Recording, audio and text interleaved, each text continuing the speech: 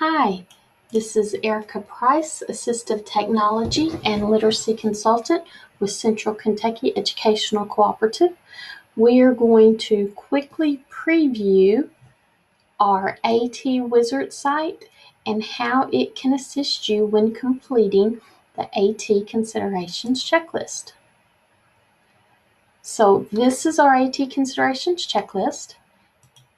In order to find additional information on each of the areas, you can come to our AT Wizard site, and you're going to notice the web address is simply atwizard.org. This site was put together by the AT consultants from the state of Kentucky. On the site, you're going to notice that the first link tells you to select the hat below, and since we are specifically looking at the consideration guide, that's the link I want to choose. If I want a PDF, a downloadable copy of the consideration guide, I can click on this link and it will bring me a copy of the consideration guide that I can print out. The consideration checklist is a guide that it's intended to be used by an ARC, Admissions and Release Committee, to determine if a student may benefit from the use of assistive technology. This form can be used during the referral process or during an ARC meeting to develop an IEP, an individualized education program, an IEP. This list of AT solutions is not exhaustive. The ARC should determine the most appropriate solution or solutions for each student. So when you are looking at the consideration guide, you're going to notice over here on the left-hand column is environments and tasks. This is where you're going to go through and check everything that's applicable on environments and tasks in which a student may require AT support. So you'll just go through and see where the student may require AT support. The center column is the area of concern that's related to the task, and that's what we're going to begin looking at. It's broken down by seating and positioning, reading, writing, computer access, all of the different areas.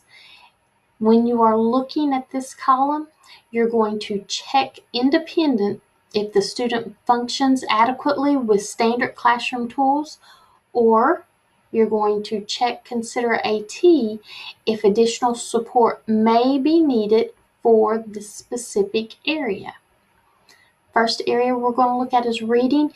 We're just going to preview a couple areas just to give you a general idea of how to use this consideration guide along with the AT Wizard website. So if we are looking at reading, you're going to notice that reading has multiple options to consider. So our first one is a reading window. Come back to our consideration guide and scroll down to reading. Any place you see a yellow box is clickable. So we were specifically looking at the reading window, so I'm going to click that and it's going to take us here. So these are reading windows or reading guides.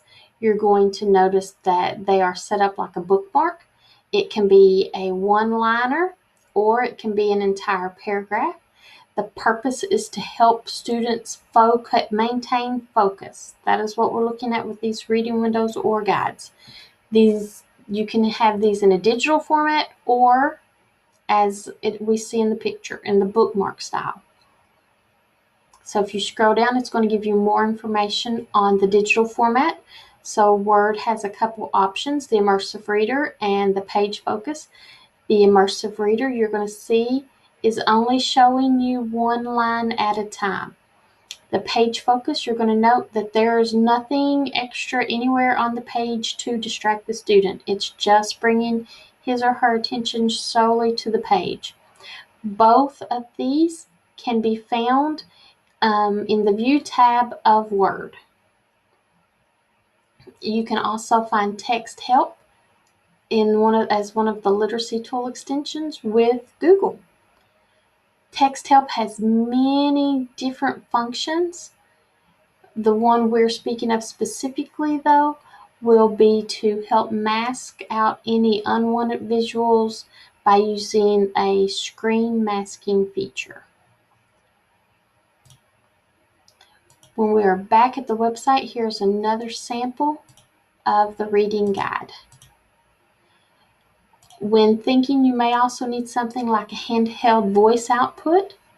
So if you are thinking along those lines, you can just come back to the AT Wizard site, scroll down to reading, handheld voice output, and you're going to see different options for that. Maybe a C Pen reader or different apps for your iPad or cell phone. You will also find a link on the C Pen. It's a little less than 10 minutes to give you more information on the C Pen and how to use it. So you will notice that each of these are set up to follow along with the website is set up to follow along with the guide, the checklist. So if you're looking for the text-to-speech, it's lots of information is listed. You can read about it. It's giving you pictures of things.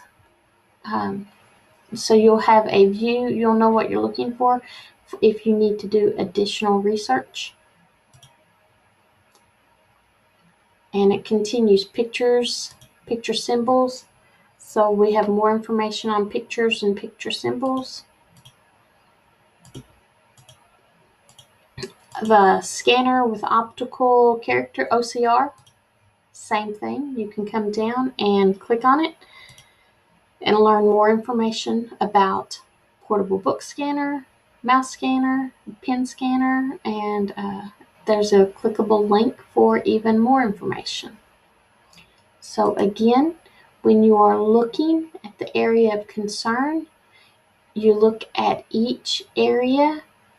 If you have selected that you need to consider AT, then you can come back to our AT Wizard site, scroll down until you find that area, and then look at the different options that include additional information. The AT Wizard site includes links to each of the educational cooperatives for your assistive technology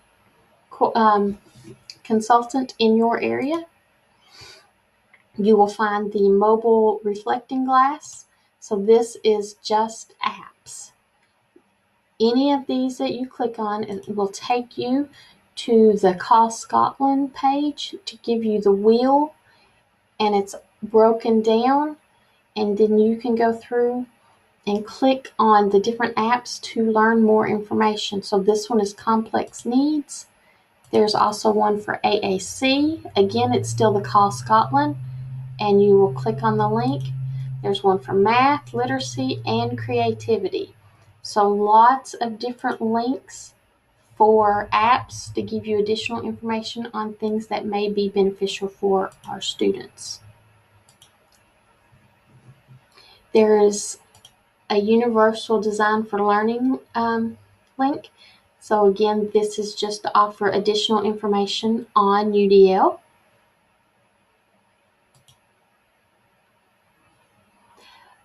There is a sensory room blueprint. This will give you an approximate cost of $2,000 sensory room that is only 42 square feet. So it is cost and space efficient. This comes with a basic floor plan as well as ordering information if this is what you're looking for a sensory room. It has it broken down on what you're going to see on the different walls, different pictures to look at. And then there's additional documents that you can open to use when you are working on your sensory room. The documents are just simply for that observation and sensory diet.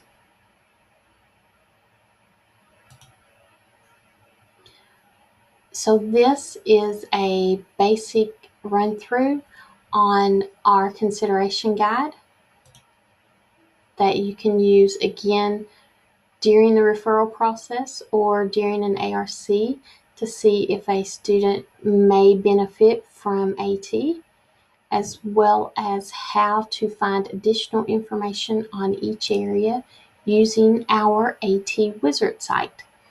So if you have any questions related to the consideration guide or the Wizard site, please feel free to drop me an email at erica.price@ckec.org. Thanks.